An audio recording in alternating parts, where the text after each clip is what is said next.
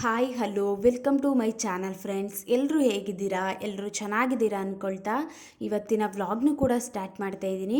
ಇದು ಹಬ್ಬದ ದಿನದ ವ್ಲಾಗು. ನಾನು ಇವತ್ತು ಎಡಿಟ್ ಎಲ್ಲ ಮಾಡಿ ಶೇರ್ ಮಾಡ್ತಾ ಇದ್ದೀನಿ. ಇವತ್ತಿನ ವ್ಲಾಗಲ್ಲಿ ಏನು ಅಂತ ಅಂದರೆ, ಹಬ್ಬಗಳ ಟೈಮ್ ಬಂದಾಗ ಏನಾದರೂ ಫಂಕ್ಷನ್ ಇರುವಂಥ ಟೈಮಲ್ಲಿ ನಮ್ಮ ಮನೆ ಕೆಲಸ ಆಗಿರ್ಬೋದು, ಬೇರೆ ಕೆಲಸ ಆಗಿರ್ಬೋದು, ಯಾವ ರೀತಿ ಕ್ವಿಕ್ಕಾಗಿ ಬೇಗ ಬೇಗ ಮಾಡ್ಕೊಳ್ಳೋದು ಅನ್ನೋದ್ರ ಬಗ್ಗೆ ತಿಳಿಸ್ಕೊಡ್ತಾ ಇದ್ದೀನಿ. ನಮ್ಮ ಮನೆ ಏನು ಅಂತ ಅಂದರೆ, ಒಂದು 10 ಗಂಟೆ ಅಷ್ಟರಲ್ಲೆಲ್ಲ ಪೂಜೆ ಆಗಿಬಿಟ್ಟಿತ್ತು. ಬೇಗ ಬೇಗ ಮುಗಿಸ್ಕೊಂಡಿದ್ದೆ.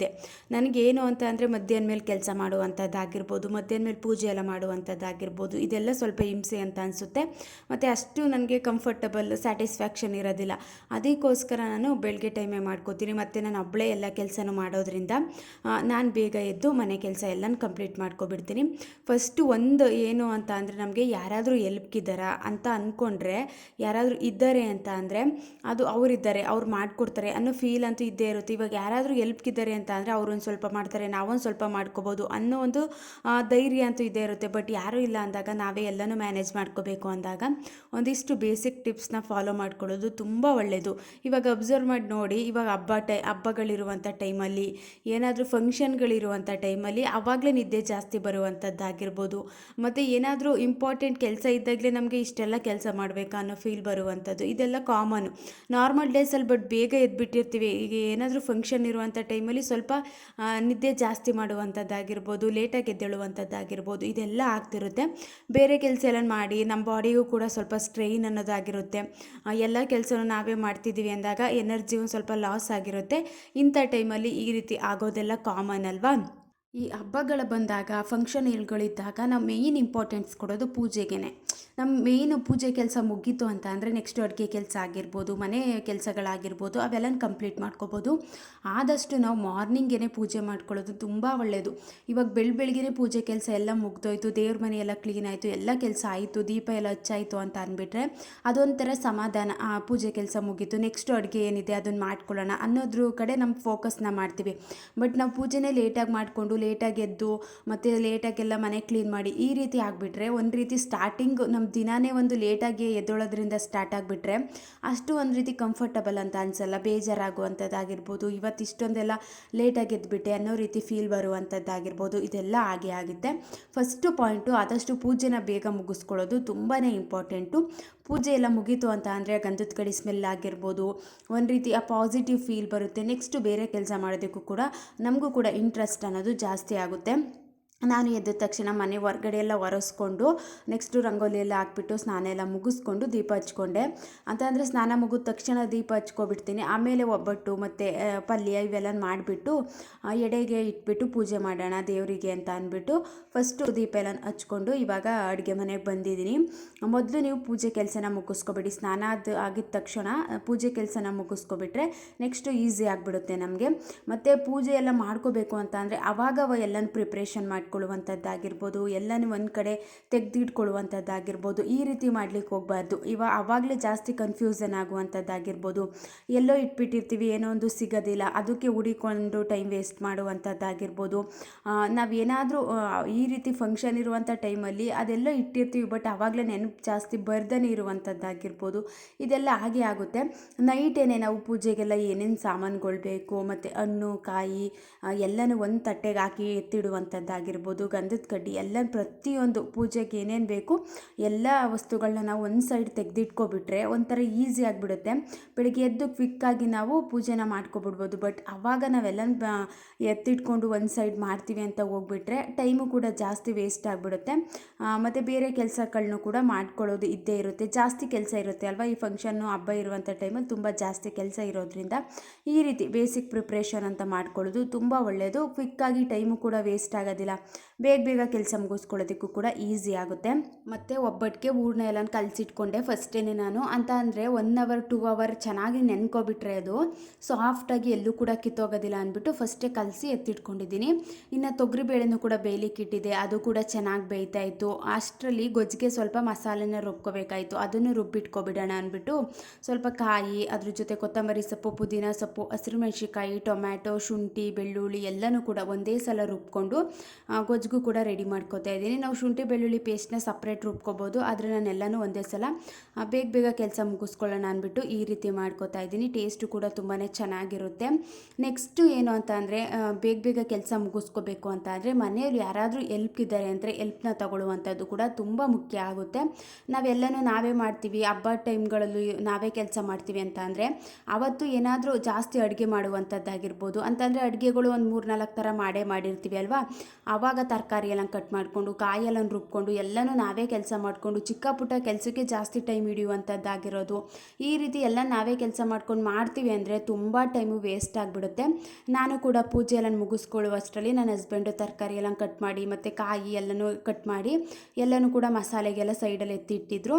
ಅದಕ್ಕೆ ನಾನು ಇನ್ನು ಪೂಜೆ ಎಲ್ಲ ಮುಗಿಸ್ಕೊಂಡು ಕ್ವಿಕ್ಕಾಗಿ ಅಡುಗೆನೂ ಕೂಡ ಸ್ಟಾರ್ಟ್ ಮಾಡಿಕೊಂಡೆ. ಈ ರೀತಿ ಸ್ವಲ್ಪ ಕೆಲಸಗಳನ್ನ ಯಾರಾದರೂ ಮಾಡಿಕೊಟ್ರೆ ಆರಾಮಾಗಿ ನೆಕ್ಸ್ಟ್ ಕೆಲಸಗಳನ್ನೂ ಕೂಡ ಈಸಿಯಾಗಿ ಮುಗಿಸ್ಕೋಬೋದು. ಅಷ್ಟು ಕೂಡ ಟೈಮ್ ವೇಸ್ಟ್ ಆಗೋದಿಲ್ಲ.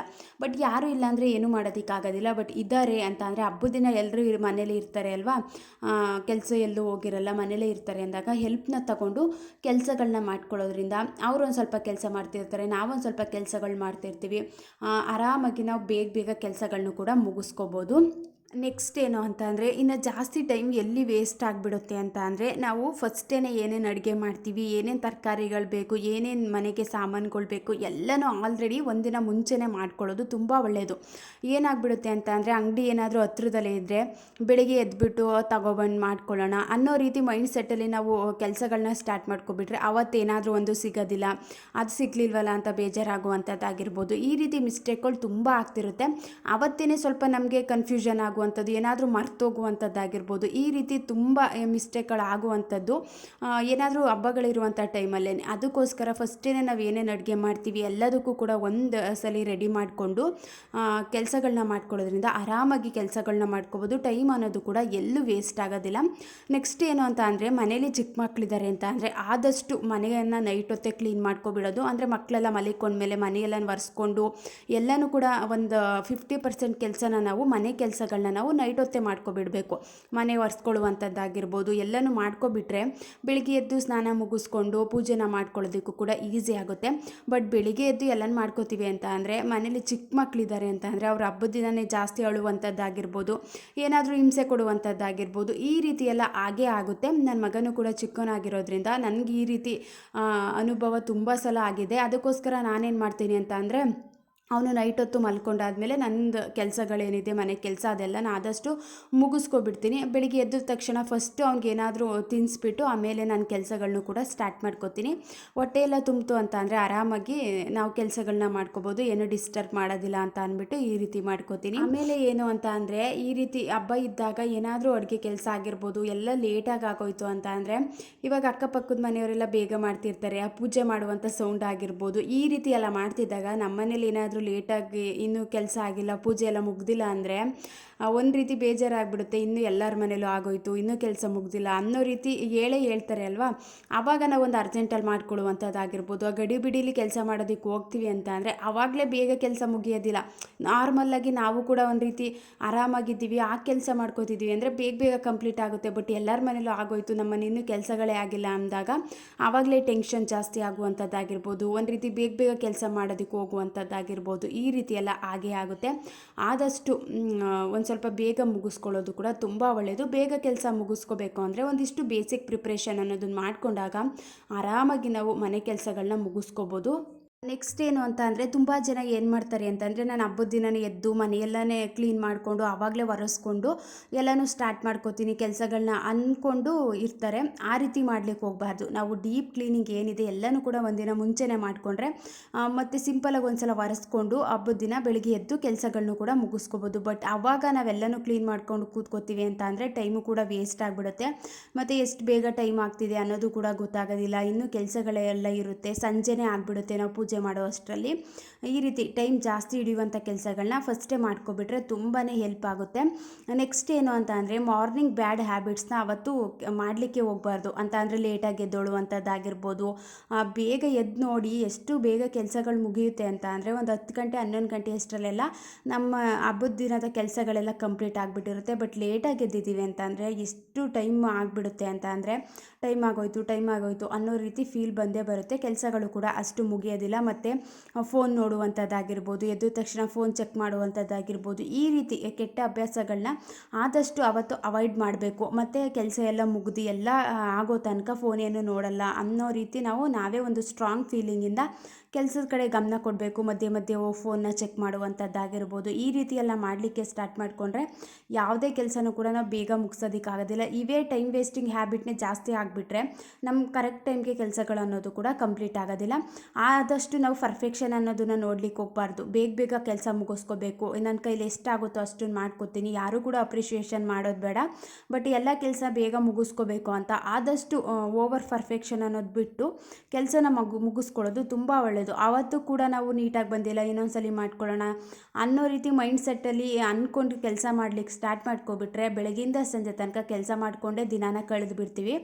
ನಮ್ಮ ಕೈಲಿ ಎಷ್ಟಾಗುತ್ತೋ ಅಷ್ಟು ನಾನು ಮಾಡಿದ್ದೀನಿ ಅನ್ನೋ ರೀತಿ ಕೆಲಸದ ಕಡೆ ಗಮನ ಕೊಟ್ಟು ಕೆಲಸ ಮುಗಿಸ್ಕೊಳ್ಳೋದು ತುಂಬಾ ಇಂಪಾರ್ಟೆಂಟ್ ಆಗುತ್ತೆ.